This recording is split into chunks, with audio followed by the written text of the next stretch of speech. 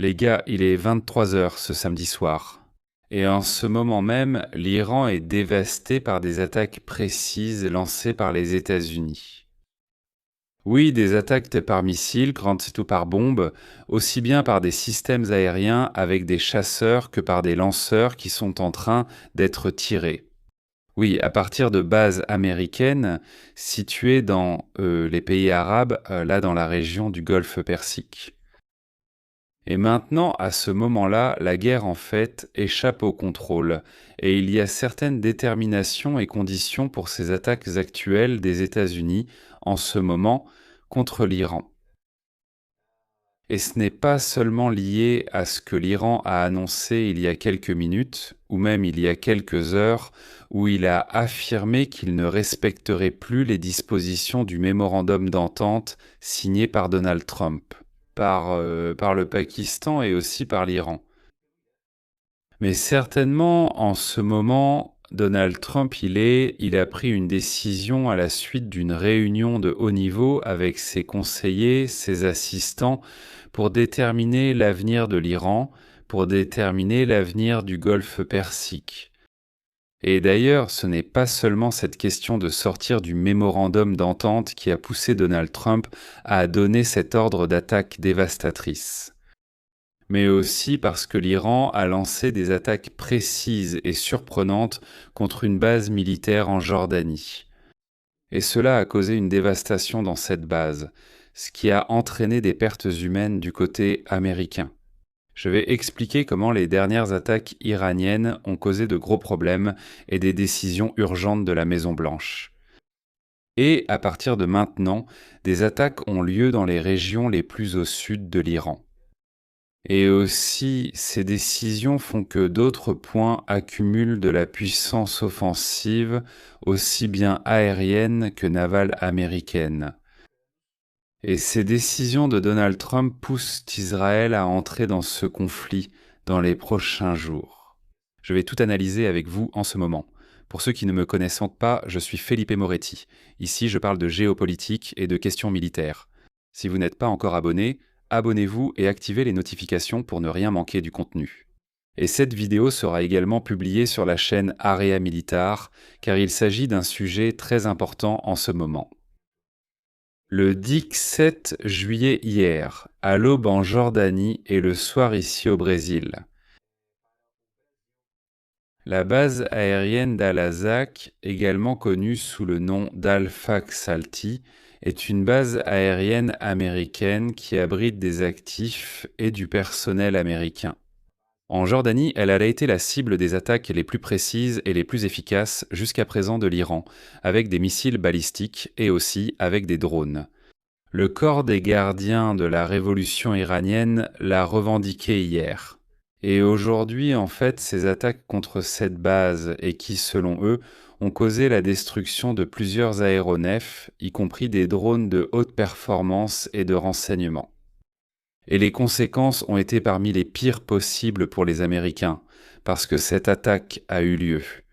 Pendant que les forces américaines et aussi les forces partenaires alliées qui étaient présentes dans la région se défendaient et procédaient également à des ajustements.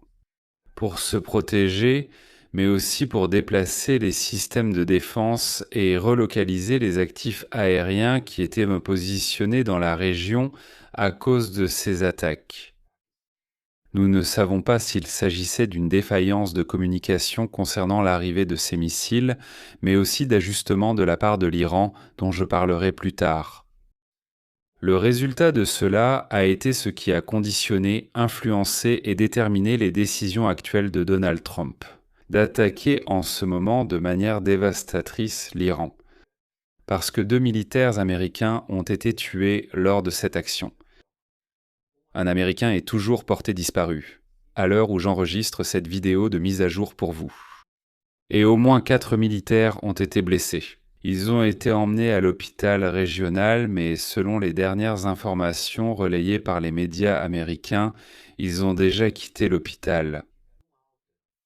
Mais ce sont là les premiers décès, sans aucun doute, d'Américains au combat qui ont été publiquement annoncés par le commandement central américain.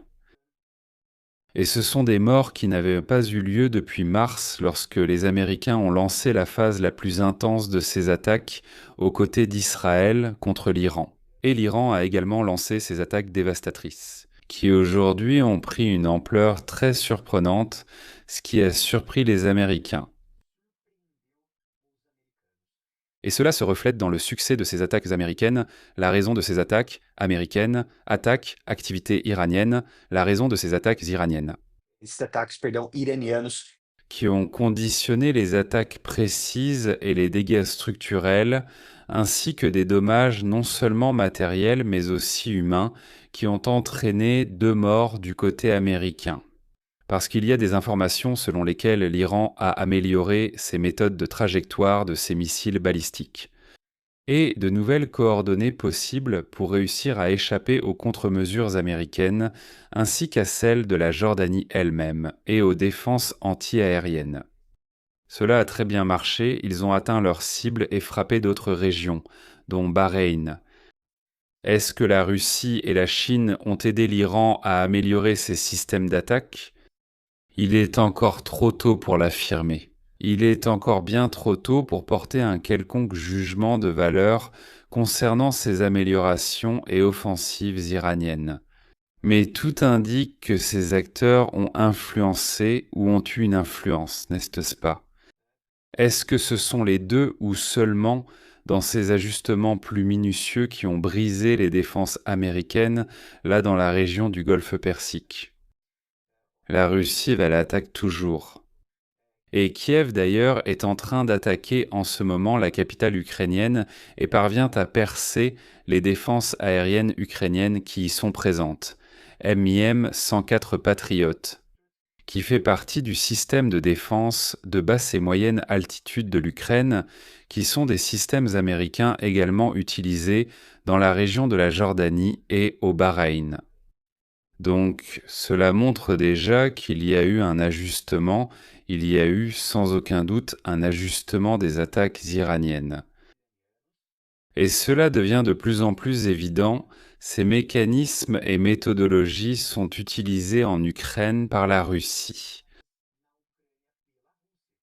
Donc on peut déjà porter un jugement de valeur concernant la Russie, qui soutient déjà l'Iran avec des informations, avec différentes méthodologies d'attaque, des attaques et des missiles balistiques, parce qu'avant cela, l'Iran ne réussissait pas dans ses attaques.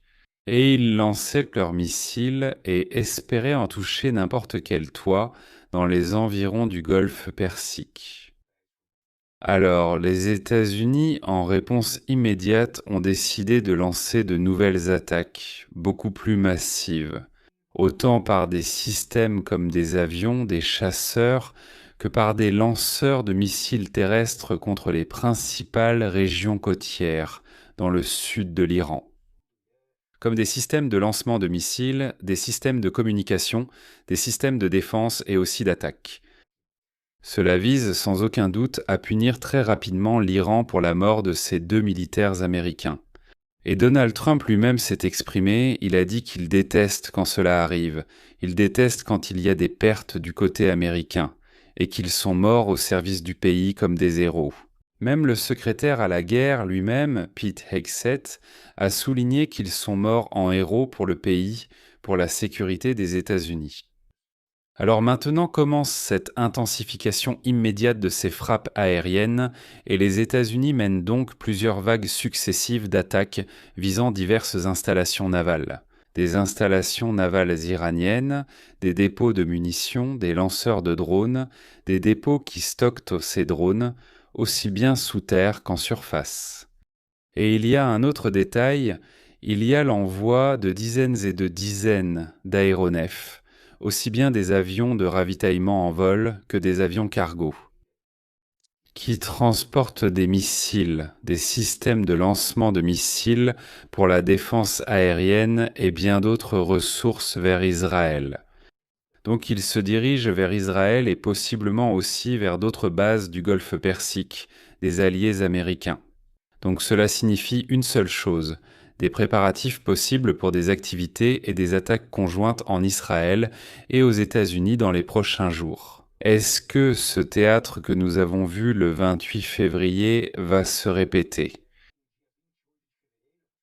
Et toutes ces préparations américaines et israéliennes pendant des semaines et même des jours, dans les derniers jours avant les attaques du 28 février.